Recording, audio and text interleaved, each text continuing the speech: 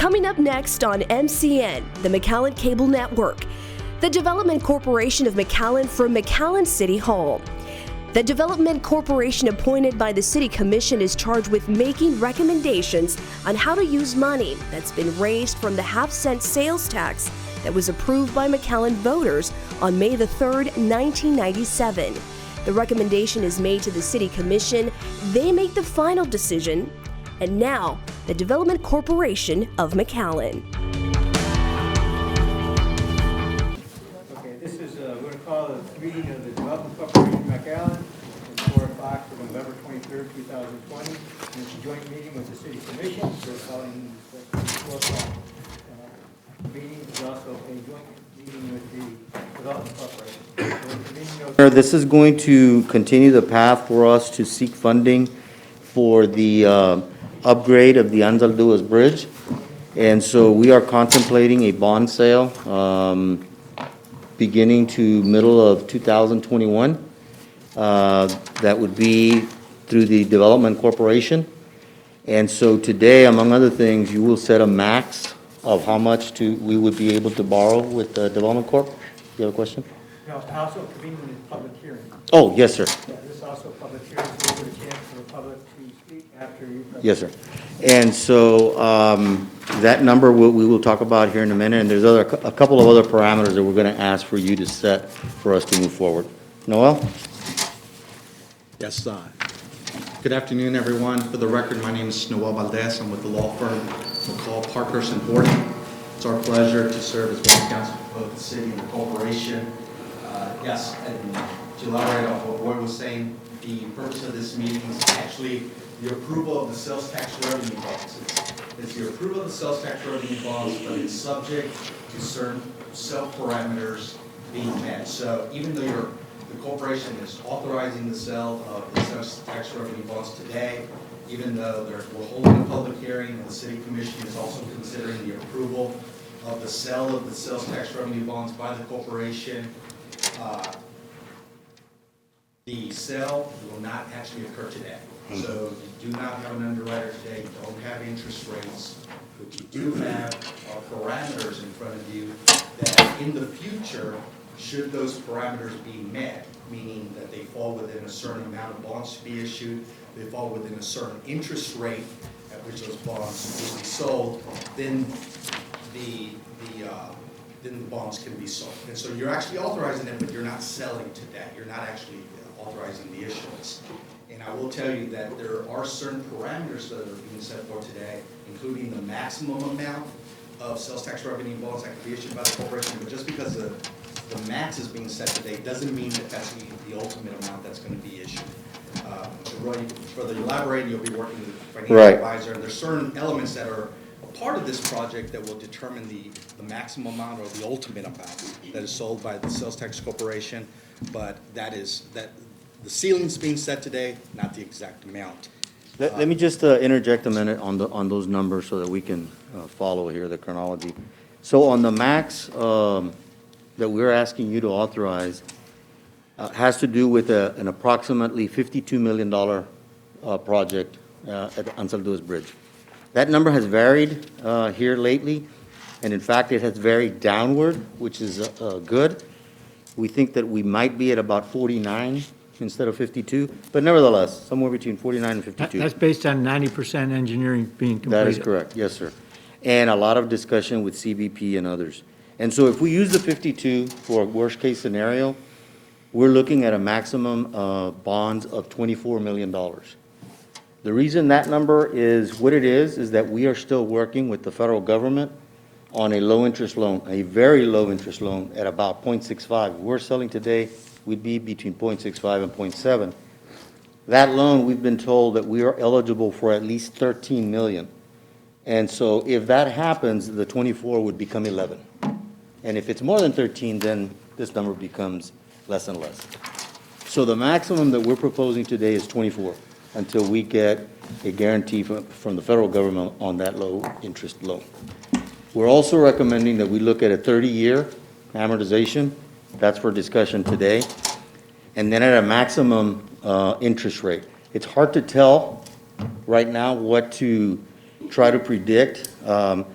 the financial advisors will add more or less 10 basis points per month on their market for the interest rate that would be sold at the time, of the time of the sale.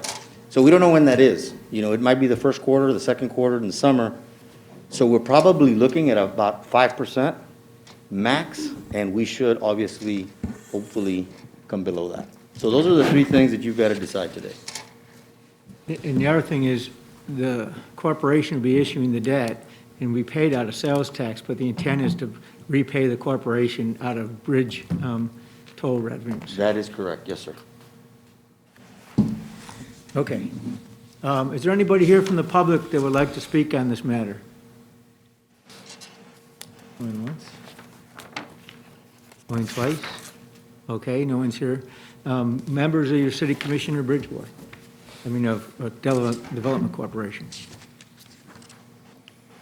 On the chronology of it, should all the parameters be met, would it be automatically going to, I guess you would still have to bring the bridge project itself, right, there'd be other meetings Correct. to kind of put them all together, right? Right, Put all there's the going to be pieces several together. things going on, both at the Development Corporation, the City Commission, and the Bridge Board.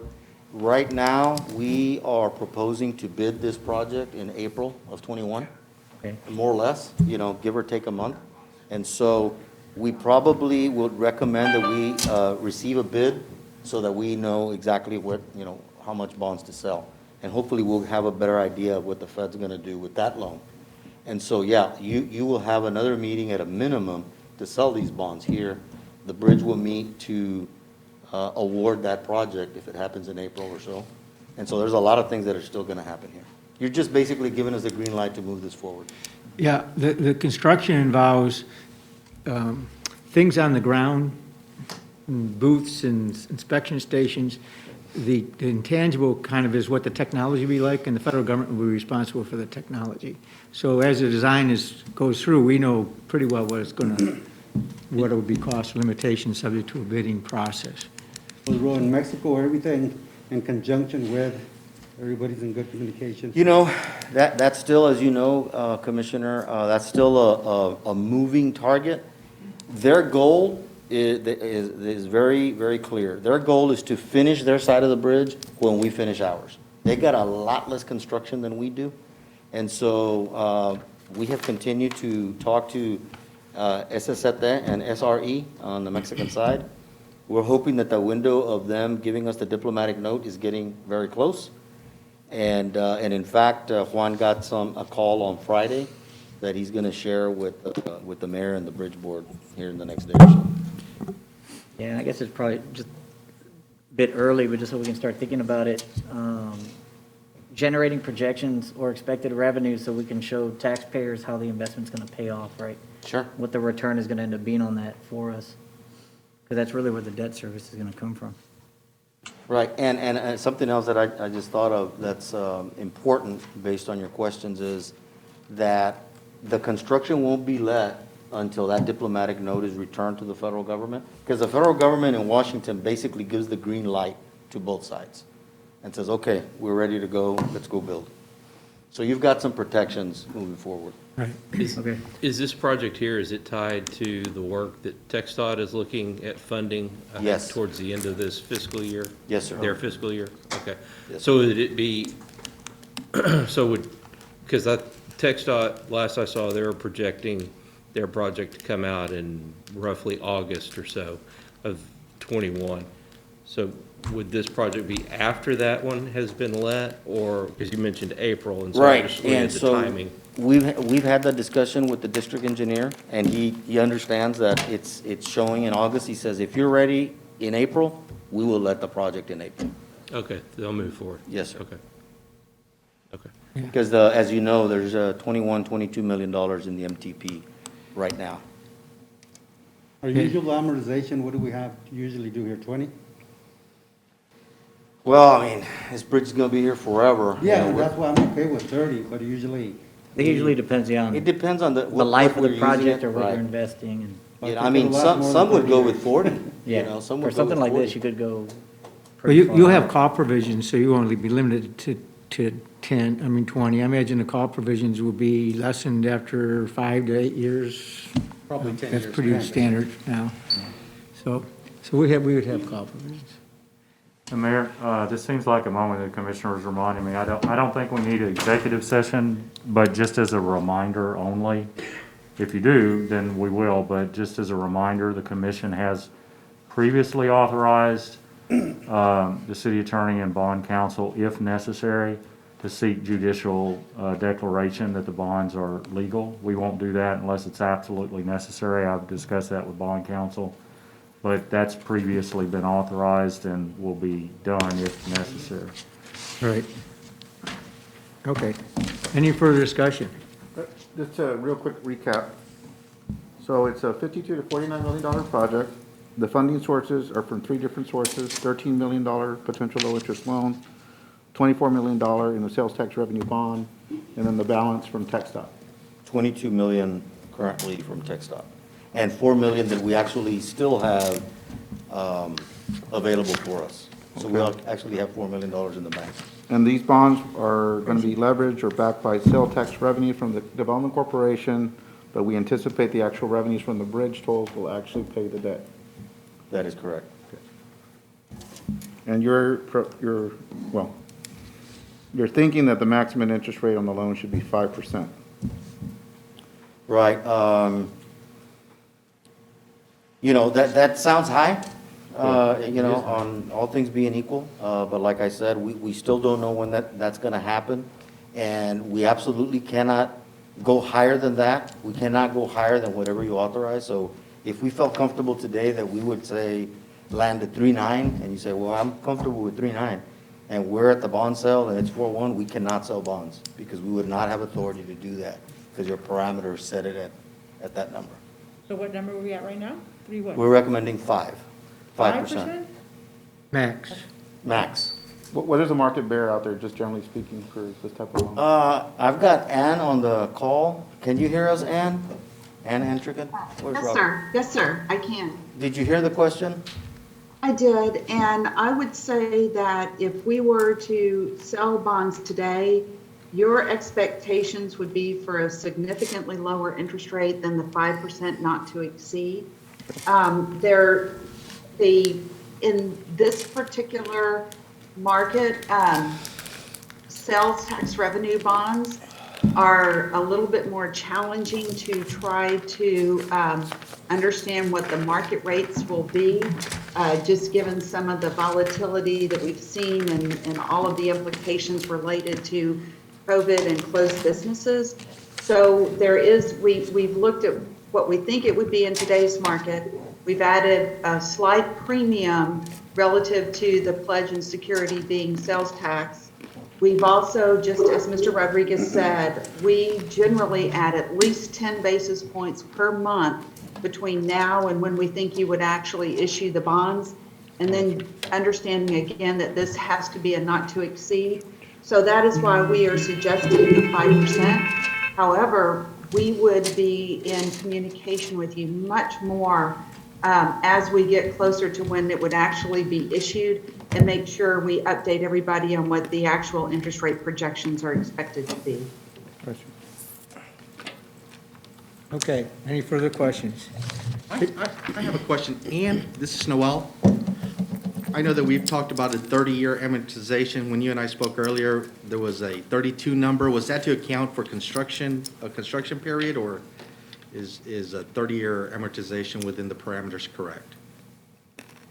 So I'll defer to Mr. Rodriguez on that, but I believe our thought was that if we put in 31 years or 32 years again, with the expectation that there would be a 30-year amortization, but we may have a period of time where we are choosing to put in place principal amortization to match when the project actually goes online. So I defer to Mr. Rodriguez, but I think that a 32-year not to exceed date would be consistent with having 30 maturities of amortization. Right, and I apologize, I didn't mention that. It basically, you know, when you sign the documents, you know, the clock starts, and so you're gonna need a little buffer. So knowing that we won't have more than 30-year amortization, it's a good idea to give us 31 or 32 years. You have a construction period too. I think it's 2 years. Yeah, 2 years. Okay. Is there anybody from the public still on that wants to make any comments? Hearing none, we'll close the public hearing. And now the first item is for the Development Corporation, and that's to approve the authorization of execution of all instruments and procedures relating to the, including a purchase agreement and paying agent, et cetera, authorizing a sales tax remittance agreement between the corporation and the city, and authorizing the preparation and distribution of preliminary official statement and final official statement, delegating authority to certain officials, which is to the city manager and I think the mayor, if the parameters are met, to authorize the issuance of the bonds. Any questions? Okay, this is Development Corporation. All those in favor say aye or raise your hand. Aye. Aye. Okay, that's 4. Opposed? Same sign. Motion carried. Thank you. Now, this is going to be for the City Commission, and this is the City Commission authorizing the Development Corporation to undertake improvements and construct related infrastructure for Anza International Toll Bridge, approving the resolution of corporation issuing the sales tax revenue bonds to finance the project, and approving other matters related thereto, including the sales tax remittance agreement between the City of McAllen and the corporation. And I guess that's technically the Bridge Board too, providing for remediation of the debt service on the sales tax issued bonds from bridge revenues or other sources of the City of McAllen. I have a question. If we approve this part, that approves also the 5%? We can't lower Right. that to 4.5 or 4 point? Yeah, So that's that what we we're, have to really have more restriction? well, you're not going to approve, yeah, I mean, you're approving 5%, but I'm going to tell you, I can't guarantee it, but I wouldn't be approving anything close to 5% on these issuance. Okay. Yeah. So Right, today we're and that will come back to you, Commissioner, for action, Yeah. with the actual interest rate. And Right. we need to look high and low, because that's very high. Well, let me interject there. It can come back to the commission, but just to be clear that this authorization to go out and approve the sale of the bonds wouldn't require further action by the board of the commission. Of course, it's up to, it can always come back for further approval, but this in and of itself authorizes the sale of the sales tax revenue Up bonds. to 5%. Up to That's what I'm 5%. thinking, see? And that's the ceiling. If, of course, it can be lower, but 5% is the But ceiling. I would rather go low now to give us, because at 5%, then, we might get stuck with that. If we go We can to, always bring it back. okay, just hear me out. It's just a ceiling. On it? It's a ceiling, it's not a I commitment. understand that, but I want my ceiling lower, because I Okay, well just, then, let's that's have why I'm discussion on it. asking. Yeah, well, it's a competitive bid. It's not like we go and say, Right. Mr. No, I X, we're understand gonna that. take your. I it's- perfectly understand all of yeah, the We'll have procedures. many bids on it, and Correct. so, like the mayor said, we can't guarantee it, but it will be less than that. We just don't want to raise the bar so that we have to lower it and get a better, more reasonable, so that they know that this is what we have to work with. Sure. Noel, is there a window, from the time that we get, we do the sale, that I could send, or you could send a note to city attorney saying this is where we're at? And, Yeah, and I'll let Ann speak to that a little bit more because it has to do with pricing. But Ann, I would imagine that the process of pricing would be very much to keep staff apprised of the interest rates, not only the day of pricing, but before, in the time leading up to pricing.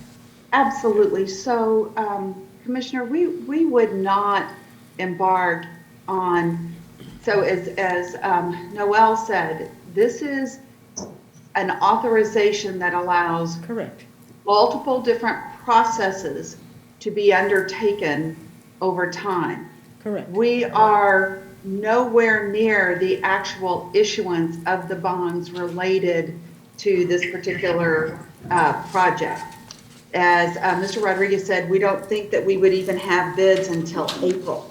So I would expect that there would be multiple opportunities where we would come back and brief the city commission about what we have expectations for the interest rates to be. And please remember, we have a fiduciary responsibility to the city. So just because you say 5%, our responsibility is to get you a market rate at the time of issuance. And I would have full expectations that our interest rate would be less than 5%, but we're also being cautious in the fact that this is a not to exceed number and defines the guardrails, so to speak, under which we would be able to even consider a bond issue. But no, my expectations are the rate would be less and there would be significant communication between us and the city commission through your staff well before a disclosure document was put together, a disclosure document was posted, the rating agency process, and all those other steps. So, Mayor, as I understand, this is a resolution today. At some point in time in the future, will there be another agenda item where we're going to actually make a motion to authorize to issue, correct? Right. Okay, so then there's no worry there. Correct. Right. It doesn't have to So, be. say again? Correct. It doesn't have to be. Okay, so then this, how is the Board of Commissioners going to act? In terms of, we're going to require to come back to get a motion to authorize So- issuance, or? What we're or saying gonna- is that if they reach those parameters, they can proceed. However, they're telling us that they will notify us what's going on before. But the agent to proceed will be the city manager and the. And the mayor. The mayor actually signs the Absolutely. documents. The mayor. If I may, absolutely, Commissioner, that is correct. So these, just because these are the guardrails that are put on the outside of the not to exceed issuance, the bottom line is that this bond issue would not get approved without prior approval and the delegation of the mayor and the city manager. That's how. And so very clearly, we would, even though it's not a requirement, there will be significant communication as we get closer, as the structure is determined, as the timing is determined, and the actual amount are determined. So while it is not a requirement, these bonds, we would not initiate the process without clear guidance from the city that the structure, the projected interest rate, and the process would be approved. And so to kind of put all the pieces together, a year ago, we made a resolution seeking the Board of Commissioners to get reimbursement for any capital outlays that are made for this project. So that was done with anticipation of today's date. I mean, but we did that a year ago, correct? More or less, yeah. Well, yeah, It's within been the some time. time, yes, sir. Yeah, we paid for the engineering cost. Right, the engineering cost. So I'm just connecting the pieces in terms of what we did a year ago to where we're at today. So there's been a lot of steps And to know the, along the way to get to that I think, point. so we're on, the 52 includes the 4 million, right? That we already, that Development Corp had funded for No, plans no, engineering? 52 is construction only. Oh, I see. Construction only, okay. So the total project is closer to 56 if we put in the 4 that we put in, right? Yeah. Yeah, Okay, yes. but we're gonna get reimbursed with it. You No, can. not, well, the board is gonna get, the city. The resolution That's the intent, allows you to yes. get reimbursed. It doesn't force you to do it, it allows you to do Oh, it. it allows you to do it? Right. Okay. But by statute, you have to do it well ahead of time to You have get to the do it public in notice. advance of the bond sale. Okay, very good. Mr. Roy, I do have a point. Right now, the resolution and the action that the corporation is taking has the who's delegated to approve the final pricing as the president, vice president, executive director of the corporation. And that's similar to what was done with the parking garage. So to the extent that the mayor, city manager wants to be added, just let me know. We can add those as designated pricing officers as well. Those are the same people. Oh, same people? Yeah. Okay, very good. Okay, good. Okay, any further discussion? Move to approve as stated. Second. A motion is second to approve. All those in favor say aye. Aye. Opposed, same sign. Motion carried. Okay, that's the end of the special meeting between the Development Corp and the City Commission, the joint meeting. Great. And so thank you, Development Corp people. Thank you, Noel. Now I want to thank the city and the Alvin, commission. thank you. Trey, thank you, sir. And then we'll go to the, now we're going to convene the workshop for the city of McAllen for November 20, whatever today is. Okay, does anybody have any items on the agenda that they want to ask so that staff can respond to them during the meeting? Mayor, on one of the items with regard to conditional use permit for a parking lot on a R1 zoning, I forgot the item. Is that something we can table? Yeah, I mean, we could, yeah, Well, it's a public hearing. public hearing. Oh, you just have to call it and then. And then you can make a motion to table right Okay. then and there. That was it. Yeah. Yeah, I had one.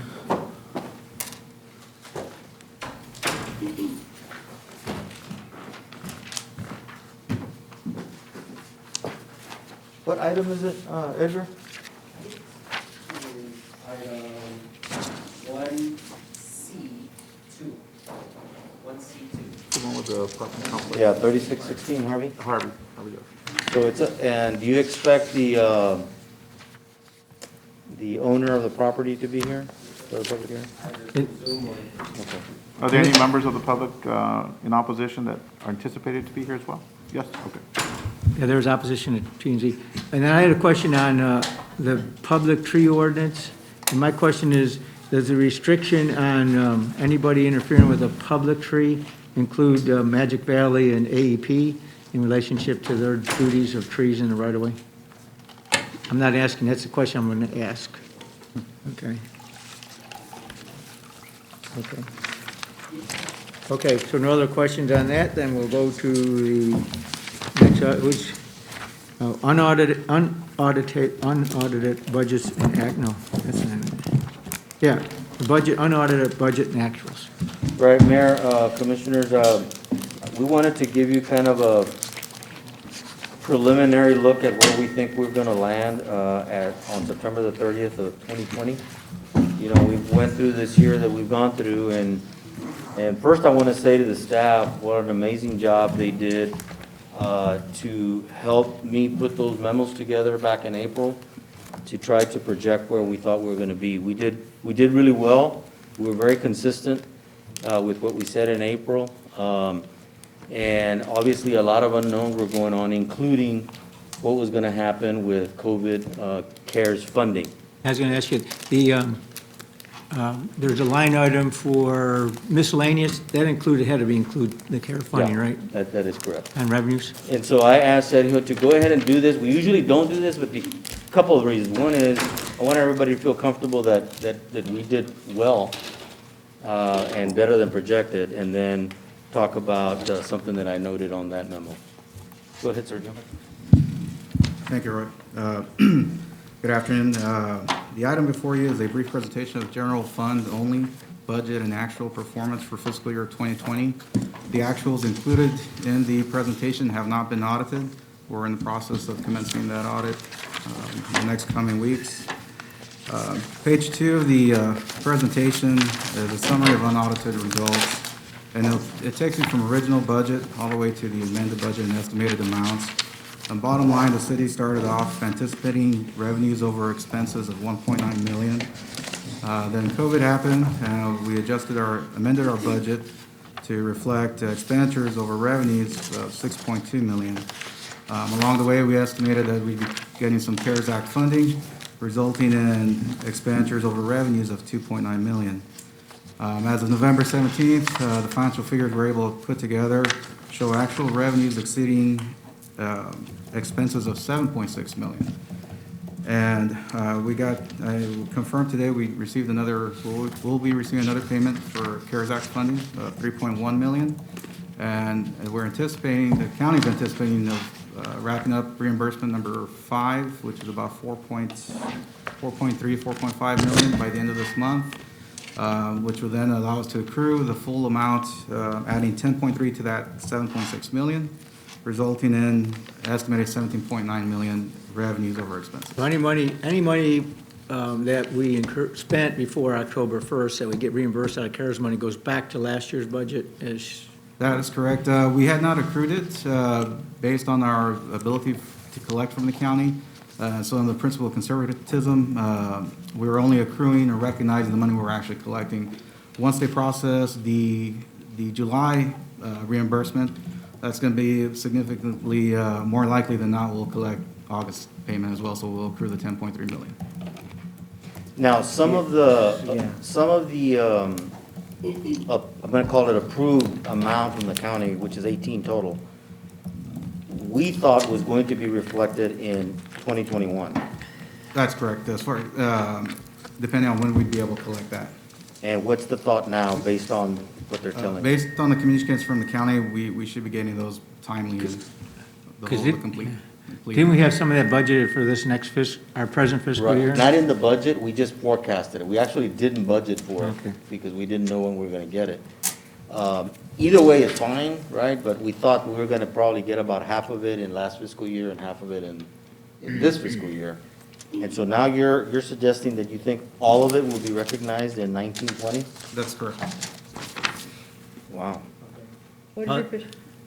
No, it doesn't How's matter it all when it gonna comes be in. No, 19 no, I mean, it goes to the 20? fund balance, but I would have We liked started to October. show Yeah, on both, paper. both Huh? budgets looking good. Agreed. Well, All of it's because- gonna be recognized in 2020? It's an account, he's doing it by accounting Yeah, it's really an principle. accounting, so basically 2019, 2020 is gonna look like a massive surplus, Yeah. right? Fund I mean, balance like is by gonna be almost huge. 20 million. Yeah, Yeah. exactly. But that's positive going into 2021. So- So- But you're not gonna close see it on that fiscal paper. year until we know whether the last reimbursement's made or what? Right, we should find out by the end of this week on one of the last two reimbursements. And then, based on the county principles, we have to accrue that August payment as well. Do we have 2 more to come? Yes. I'm we sure, have I'm sure Gatsby and Gaga and all the rest of it. I thought we had I mean, no matter when it lands, I mean, it's great. We Yeah. had anticipated that we'd be getting it all. Yeah, as long as you're not spending it. We are. What we wanted to do was actually show you how well we did without it. Yeah. And so that's very, very important. With it, I mean, we're doing fantastic. So anyway, go ahead, Sergio. Sure. Okay, have one more thing. But you're predicting, it was two fiscal years. It was between October and March, and then March till like September. And so what we're trying to predict is when it's going to end.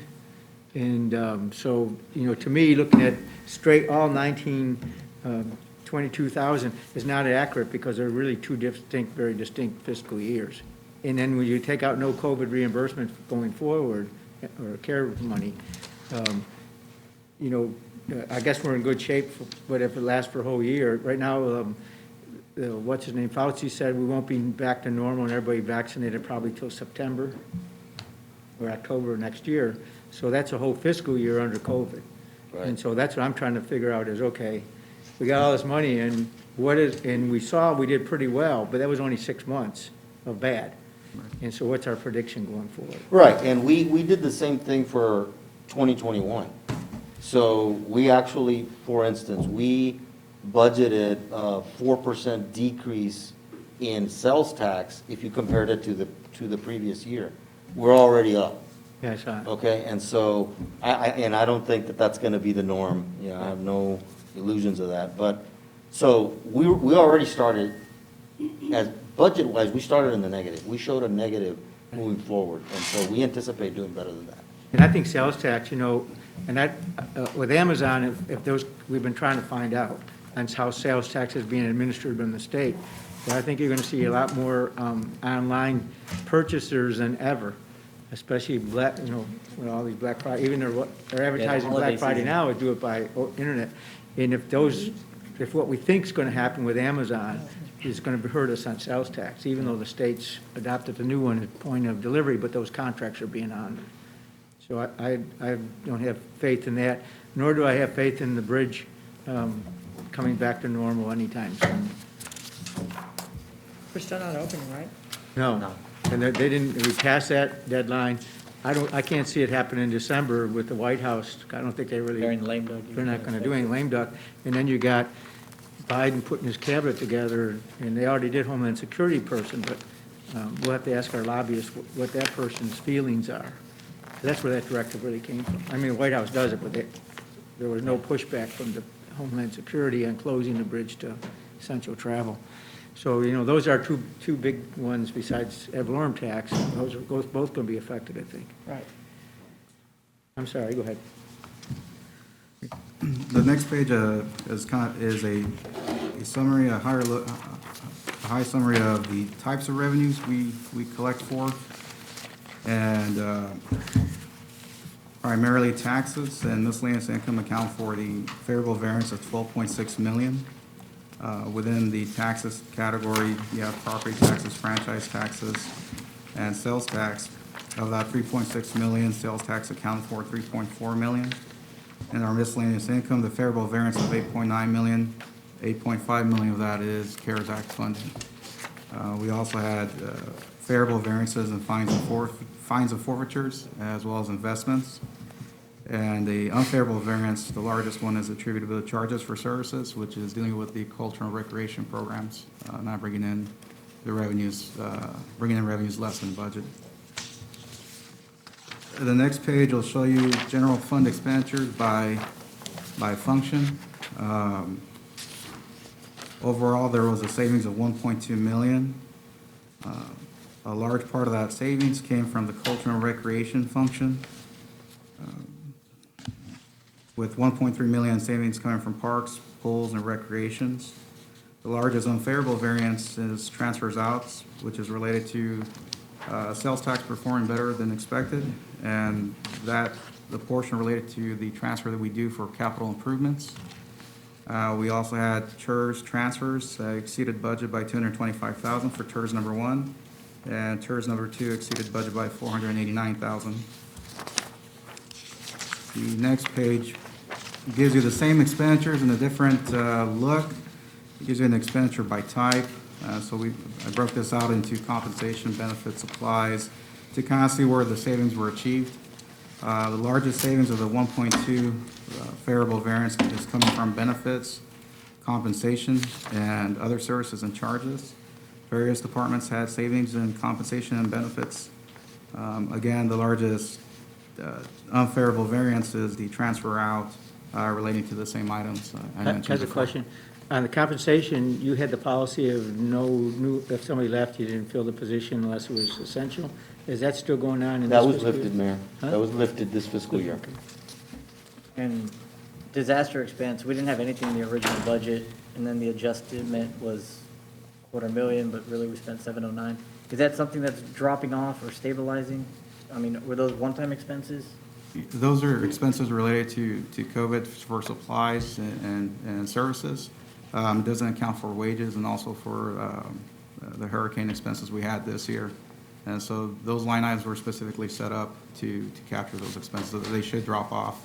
I don't believe the disaster COVID expenses are budgeted on their own line item this year.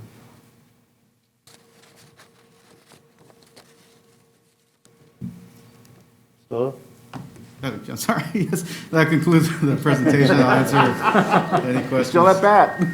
thank you, Senor. Yes, sir. And so I appreciate this work. I mean, we've had a rough year, and yet I think that we're going to be in really, really good shape. Let's see how we do next year. One of the things that I brought up a couple of weeks ago, and yet even during budget, was that, just like every business and individuals in the community got impacted, so did our employees.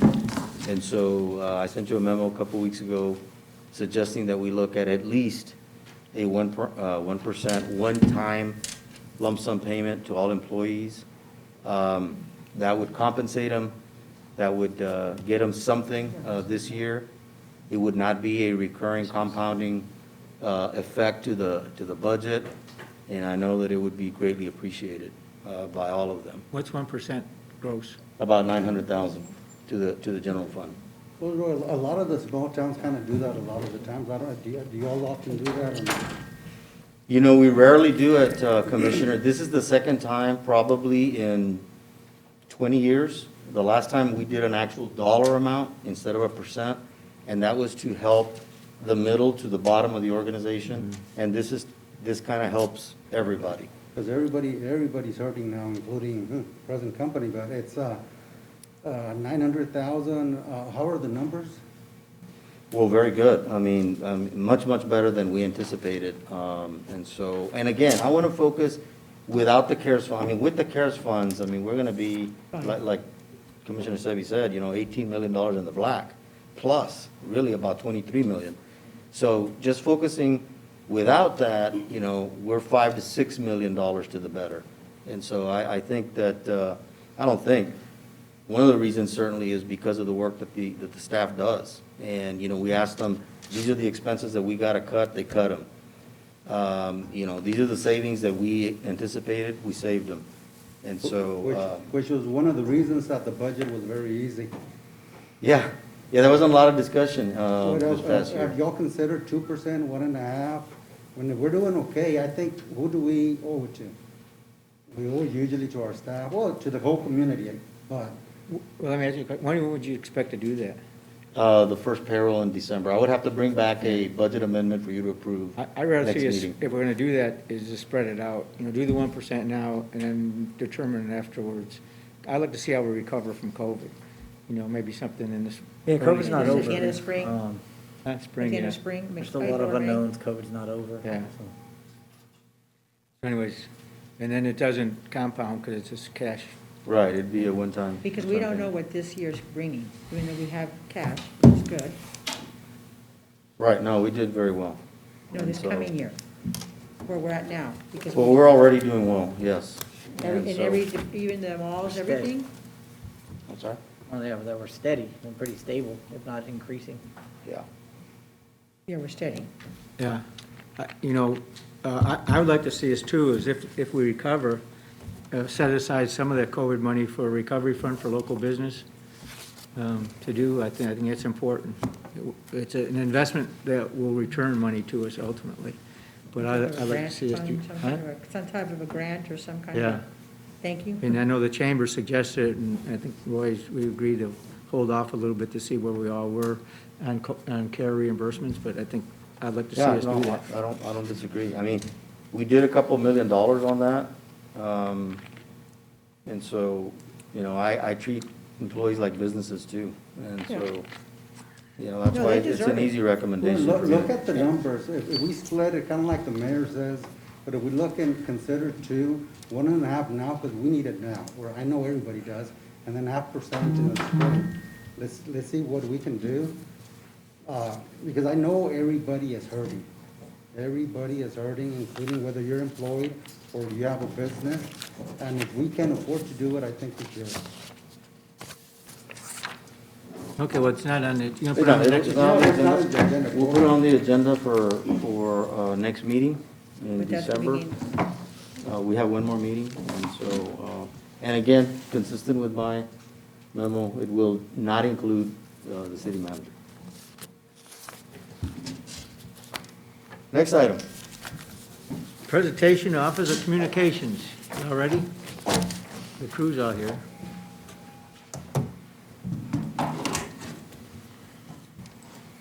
How long is this gonna be? Just an hour. Well, it's good. Fast forward. You got 18 minutes. You asked.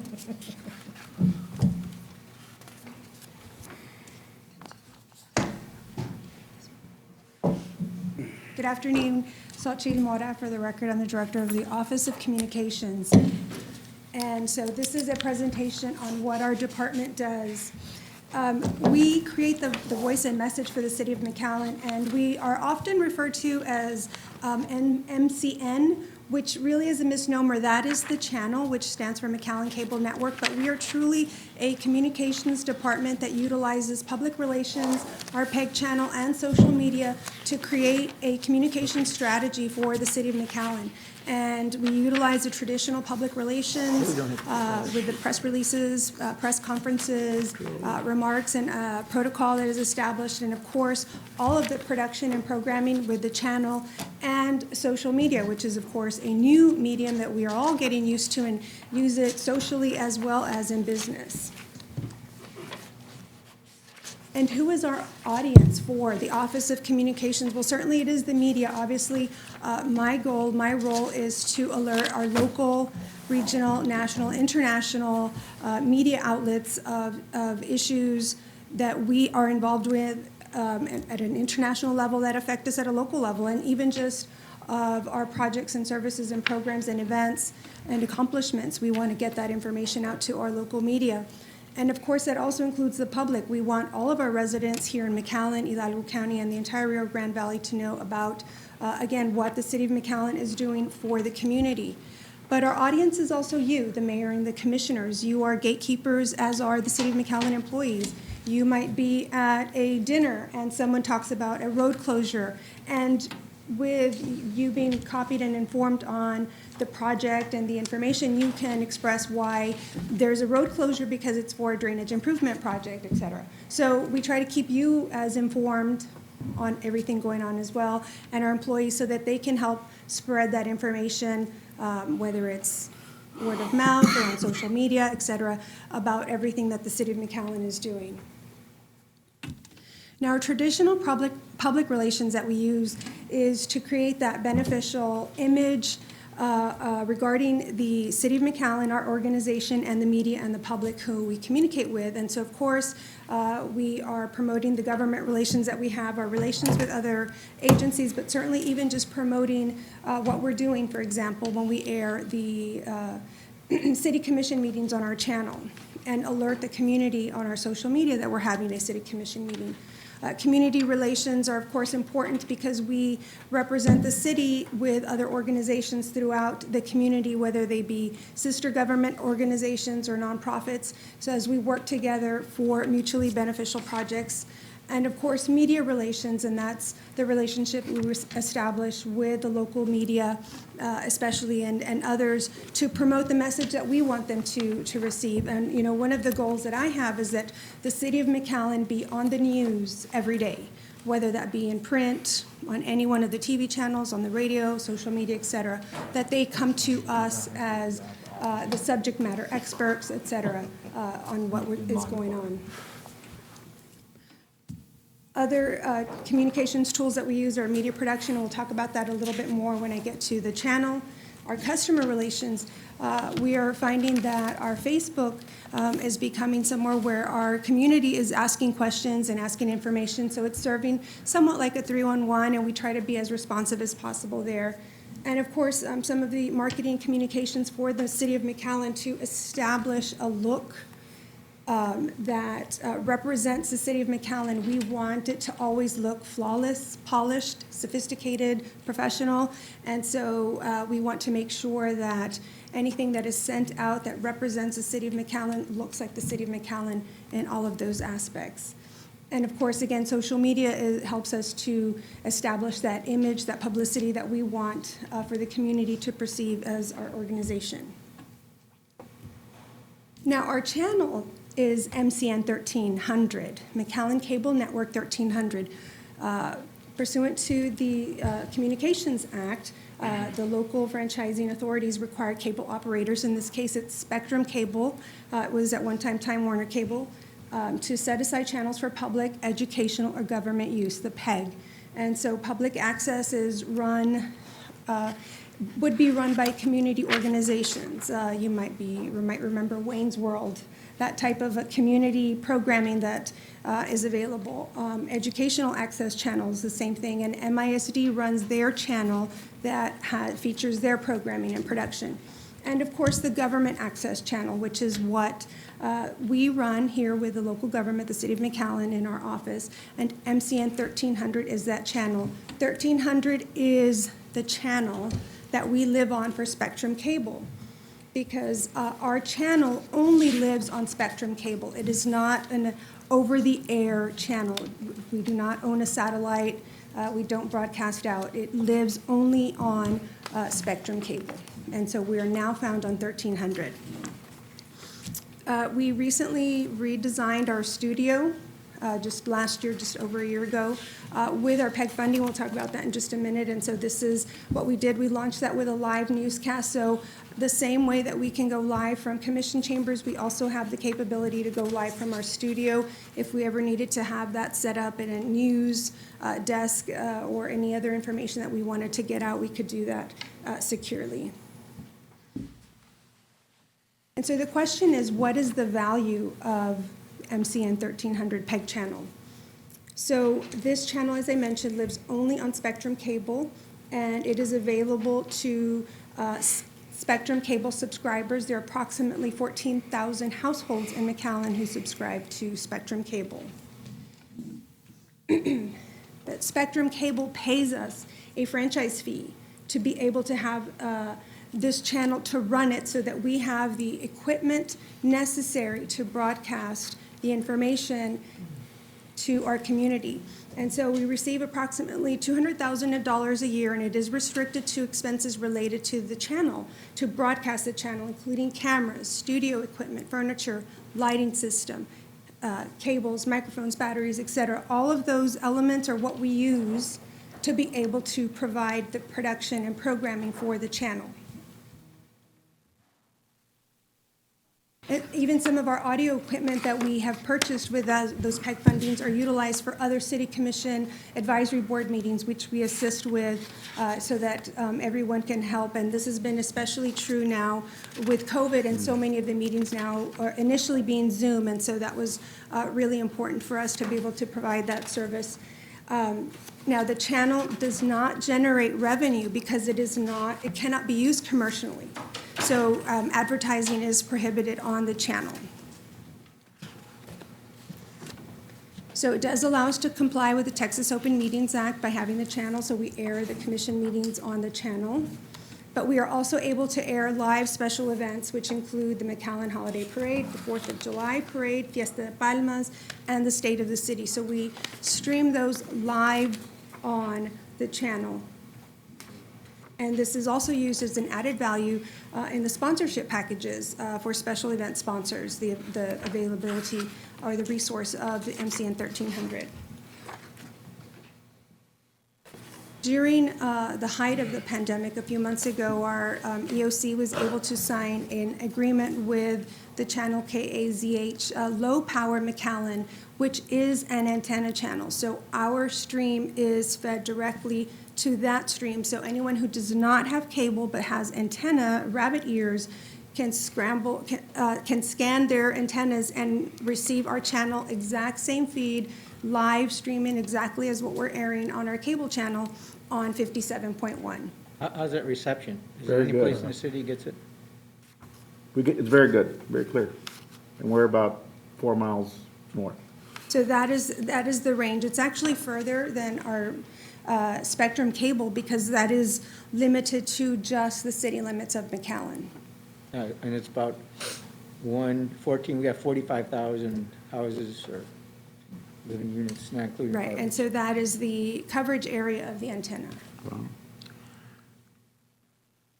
And so our channel, as I mentioned, is available on Spectrum 1300, but it is also available on the antenna channel and our McAllen 311. It is streaming live to our mobile app. So if someone was out of the area, but they had the 311 mobile app, they could see the channel. And then, of course, we are streaming live directly on our website, McAllen.net, on MCN Live. There's no reason not to watch it. So there's no reason. We have 4 ways of seeing MCN 1300. And so this is some of our talent that we have in our department.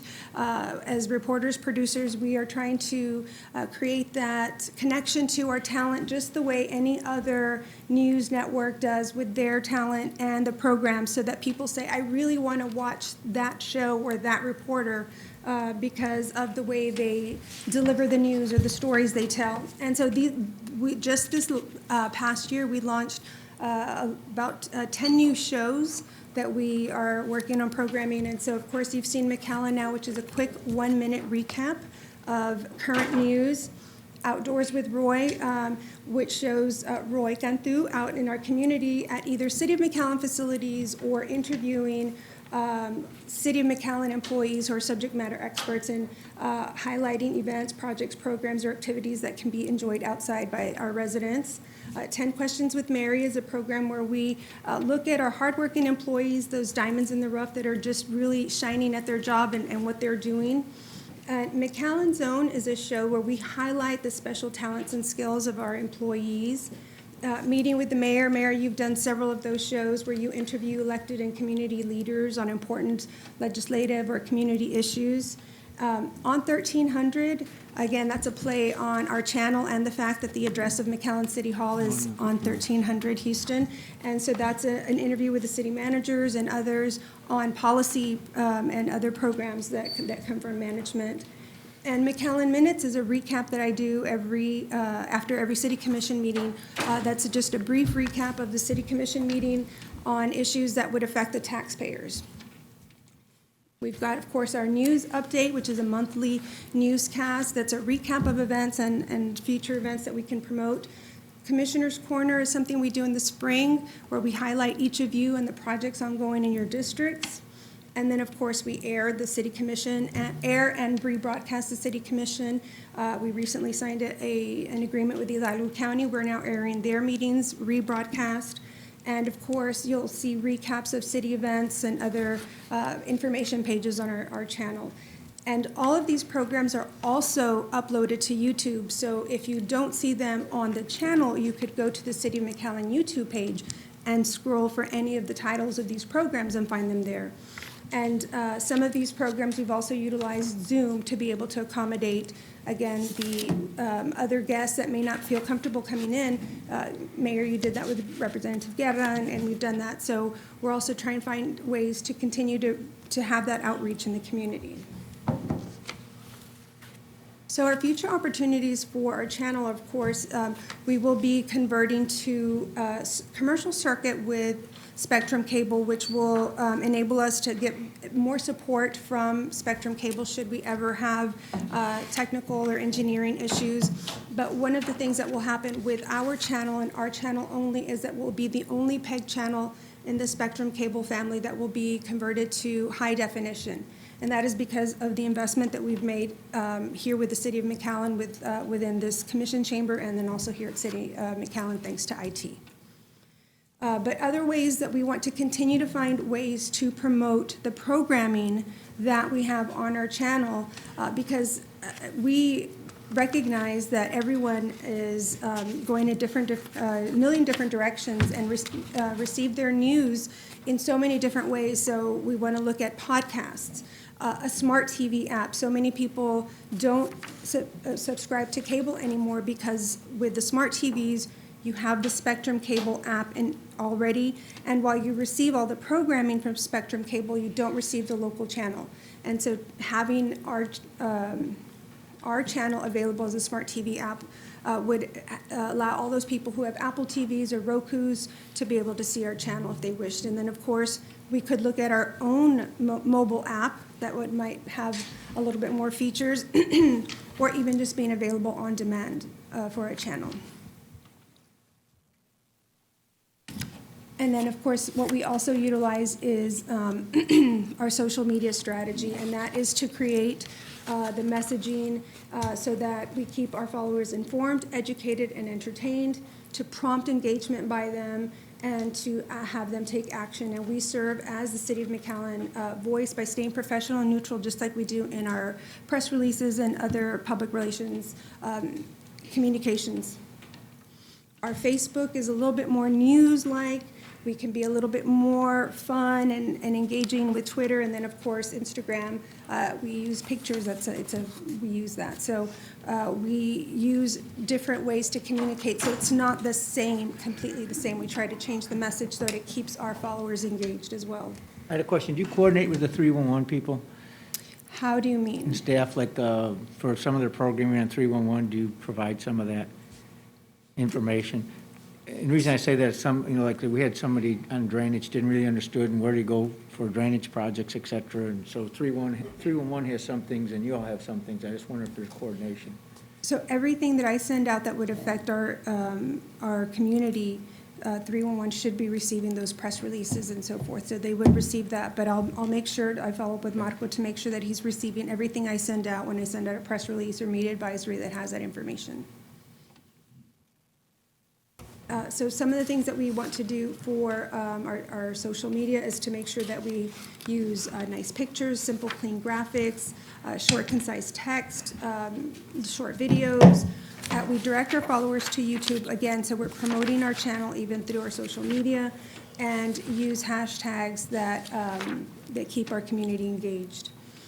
We follow a posting schedule that has been recommended by not only the municipal information industry standards, but even also the special event industry when we go to those conferences, that recommend 3 to 5 times a day on Facebook, and 5 is kind of like on the high end, but that might be if there's a day where there's an event, or sometimes we have an emergency that might come up. Twitter, that allows multiple posts because they're so short.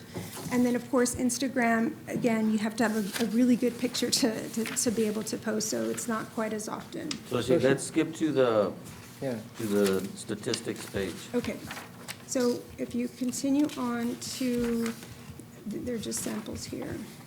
The city of McAllen, these are the number of followers for each of the different social media handles by the city of McAllen. Before COVID, the city of McAllen actually had the highest number of followers on Facebook. We've now dropped to second place, right behind the city of San Antonio. But when you compare a city of 1.2 million residents that has 70,000 followers, and the city of McAllen, 140,000 residents, and we have 64, almost 65,000, I think we're doing pretty good. And so again, we pride ourselves on creating posts that engage our community and they want to follow us. And if you see throughout, we have some pretty high numbers. And of course, we are working to improve those numbers, to grow those numbers. We want to make sure that we are engaging and informing our residents with social media. And so some of our next steps that would apply across the board for our public relations efforts, our channel, and social media is, we want to continue to win industry awards, whether that's through TML, TAMIO, the government social media, Texas Association of Broadcasters, different awards. We want to make sure that we are highlighting the work that we do and the work that the agency, the organization does as well. And setting the standard for municipal communication so that what I'm finding is the way I send out, and I try to keep my counterparts informed as well when I send out press releases, and then they start to mimic how I send out information because our news directors and reporters find it so helpful that all of the information is there. So we want to make sure that they know that everything that we send out is always professional and represents the city of McAllen. And, again, keeping City of McAllen top of mind for our local media, so they always turn to the City of McAllen for what's going on first before they turn to any other city organization. And, of course, we want to grow viewers to our programming with all of the different ways that our programming is available to the community, and as well as growing the number of followers on our social media handles. Okay, any questions? Any questions? Real quick, on the TV channel, or 1300, is there like a schedule of where the programming is set? Like McAllen Minute will always come out 3, Yes. 6, And 9? so- or- Yes, we do have that schedule, and I'm actually working on promoting Watch Outdoors with Roy every Tuesday and Thursday at 5 o'clock, or whatever that schedule is. And so that, we'll get that out as well, but I can get you a copy of the entire run of the weekday schedule. Okay, that's great, thanks. Okay. Now, I have a question real quick. Now, what would be like a possibility for us to like be broadcasting and like maybe like also in Spanish, like, and not just on the channel but also on social media?